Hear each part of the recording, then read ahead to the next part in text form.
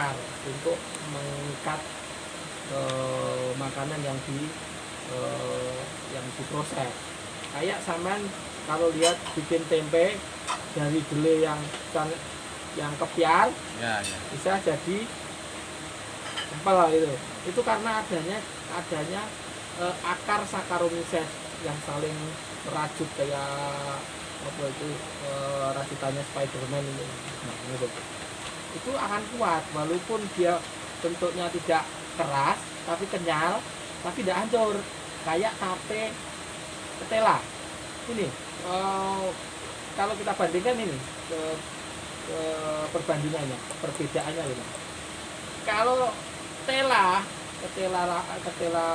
jebol itu, ketela batang itu sampean kukus atau sampean godok ya, direbus itu kalau matang itu nanti kalau sampean kasih atau masukkan ke air kan dia kepiar atau mengalami peluruan, jadi lembek dan jadi air gitu.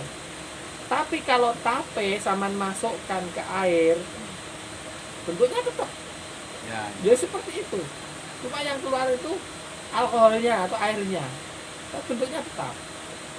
Ya ini loh yang kita maksudkan fermentasi supaya bisa menahan butiran ini tetap segitu sehingga udang masih bisa megang, bisa dimakan. Satu, kedua, fermentasi itu adalah menyederhanakan komponen nutrisi pakan yang masih kasar.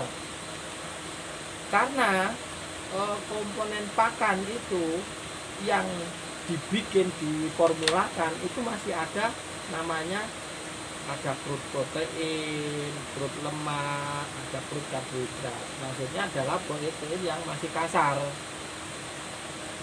Ya, kalau dengan fermentasi ini yang kasar ini akan dipecah-pecah menjadi kecil sehingga mudah diserap oleh usus karena ususnya udang yang cuma segini. Yang dituju apa? Supaya dia bisa mengefisienkan pakan, penyerapannya itu lebih tinggi. Taruhlah kan dari 30 menjadi 60% yang diserap, sehingga yang dibuang itu ya cuma sedikit. Gitu. Jadi gunanya Saccharomyces itu tadi untuk binder, mengikat. Saccharomyces ragi tape. Nah, begitu-begitu itu sekarang lagi tren dilakukan karena memang banyak membantu, baik membantu usus udang maupun stabilitas kualitas air. Karena kotoran yang dikeluarkan itu lebih bersih daripada kalau tidak difermentasi. Begitu. Jadi memang ya daripada kita mengobati, intinya kan lebih baik kita mencegah. Ya, karena pencegahan itu lebih murah daripada pengobatan. Pengobatan kalau berhasil biayanya ya banyak, kalau tidak berhasil ya berarti tidak terus.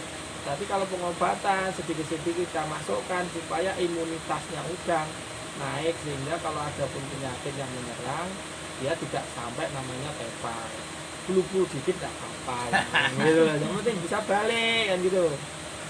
Intinya kan gitu. Jadi kayak manusia juga begitu. Manusia kan kalau bisa itu ditempatkan di tempat yang ekstrim supaya apa? Antibodinya itu banyak tercipta atau diproduksi. Salah satu ekstrimnya itu ya puasa itu. Kayak saya ini ya, termasuk sudah kelebihan makannya sudah kelebihan karena sudah mengalami penggembungan atau melar, namanya pertumbuhan melebar, bukan memanjang, sudah habis. Karena di usia saya itu sudah habis, tidak mungkin panjang lagi, cuma melebar. Harusnya kalau memang mau sehat ya dibatasi baik karbohidrat, lemak, proteinnya yang masuk itu disesuaikan dengan gerak kita, seberapa banyak kita mengeluarkan keringat, karena keringat itu kan membuang energi yang ada di tumpukan badan. Kalau saya dulu dari teknisi makan 5 kali nggak pernah namanya bisa gemuk. Karena satu hari itu saya biasa minimal itu 3 kali muteri tambak seluas 4 hektar. Jalan, lihat Anto, lihat ini. Loh, berarti sampai mes makan, makan lagi. Tapi tidak bisa. Karena energinya itu terkuras semua, panas terik itu panasnya tidak karuan. Jam 12 itu masih di tengah petaan.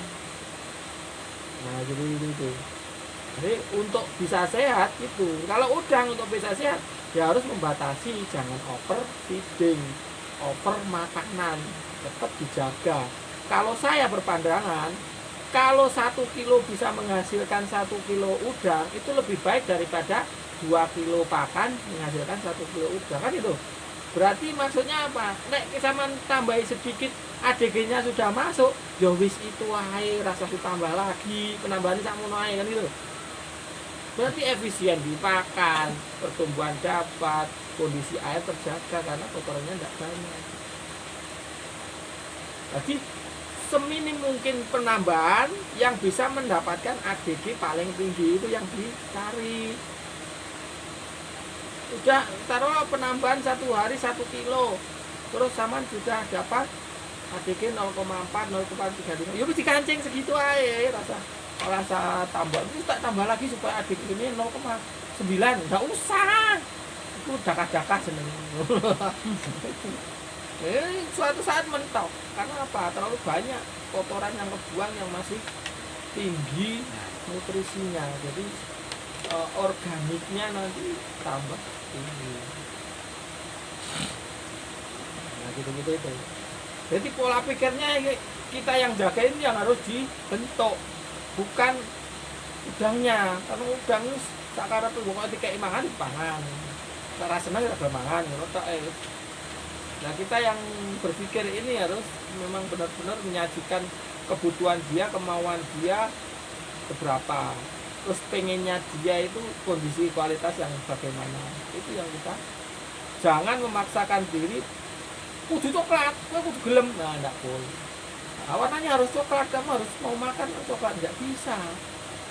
Yang punya badan dia, bukan kita. Gitu. Kadang ada SOP yang menyarankan harus warnanya ini, patokannya warna ini ganti ini. Iya, kalau pada saat itu dia mau makan, enggak. Mau dipaksa, ya nggak bisa. Karena SOP itu standar operasional prosedur sebenarnya yang digambarnya harusnya itu secara global saja. Kalau secara detail nggak bisa karena di semua tempat di lain petaan sudah beda. Ada petaan ini warna hijau muda mau makan, ada petaan ini warna coklat muda mau makan, ada petaan ini yang warnanya coklat apa hijaunya hijau tua mau makan, mau dipaksa dijadikan coklat dia tidak mau makan dia sudah nyaman dengan itu. Ada kalau dalam tes labnya kimia itu ada yang nitratnya itu sampai 100, 200 tapi masih mau makan. Ngapain, biar saja, memang dia suka begitu. Taruhlah kayak gini, kita taruh orang gunung sukanya itu di hutan, ya sukanya di hutan ya biar saja, tidak usah dimasukkan ke hotel, nanti dia tidak nyaman. Orang-orang kota suruh ke hutan itu caketin nyamloro kabeh sisikan terus kan gitu. Itu maksudnya kan itu yang harus dipas. Jadi objektivitas kita berbudidaya itu dengan cara kita bisa menyajikan, menghantarkan udang ini nyaman untuk makan, untuk tumbuh. Bukan memaksakan kehendak kita, udang ini tidak bisa. Jadi dilihat dari awal, kalau iki taruhlah umur 10 kok mau makan warna ciri ini ya biasa saja, nggak usah ubah. Nanti lama-lama tua sendiri, warnanya juga ikut tua karena pakannya telah semakin banyak kan gitu. Ya. Gitu. Selama udang masih mau makan dibiarin. Loh, perlakuan yang sudah dijadwalkan ya wis itu aja dilakukan. Gitu loh. Oh, penjadwalannya perlakuan gini 1 minggu sekali, ini pagi. Tapi kalau memang sudah mengarah ke pekat kan harus dirubah jamnya saja dari pagi ke sore gitu kan, cuma itu toh 108 pekat tuh gitu itu. Jadi gambarannya kan hampir dapat gitu kan, oh gini zaman-zaman yang ada di lapangan ini kan harus memang benar-benar pelototi petaan nih, pelototi tiap jam tiap hari, setelah makan sebelum makan pelototi. Karena keahlian itu terasah dari apa yang dikerjakan tiap hari. Keahlian tidak terasah dari belajar, tidak belajar sinau ini, tapi apa yang sama lakukan itu dan terus menerus tiap hari tidak putus itu akan menimbulkan keahlian. Gini kita tambah itu cara itu nanti dilihat kok pasti ada muncul masalah, saya lakukan itu masalahnya kok gini, kenapa lah, ini ada pertanyaan besar, kenapa ini harus dicari, itu akhirnya dengan dicari, oh cari ini dikasih ini, oh bisa, berarti kan nambah satu ilmu, oh kalau gini tak tambah ini udah bisa, satu ilmu. Nah ilmu nanti akan menimbulkan ilmu lagi karena ini ada masalah bias lagi, nah bias ini kita baca lagi, kenapa, oh taruh dikasih sesuatu yang lain lagi, oh bisa berarti, nah gitu. Itu akhirnya kita ahli. Pembacaan belum waktunya sudah bisa baca, taruh hari ini airnya warna hijau, 5 hari lagi sudah bisa baca berarti nanti, karena itu ada ritmenya. Oh kalau warna ini nanti berubahnya stepnya ke sini gini, kayak melodi itu dalam lagu itu, kalau pakai nada D nanti lari ya ke sini, nada C ini ada sendiri, nada C kalau lari ke D itu harus diturunkan berapa itu ada sendiri, sudah patokannya sudah ada.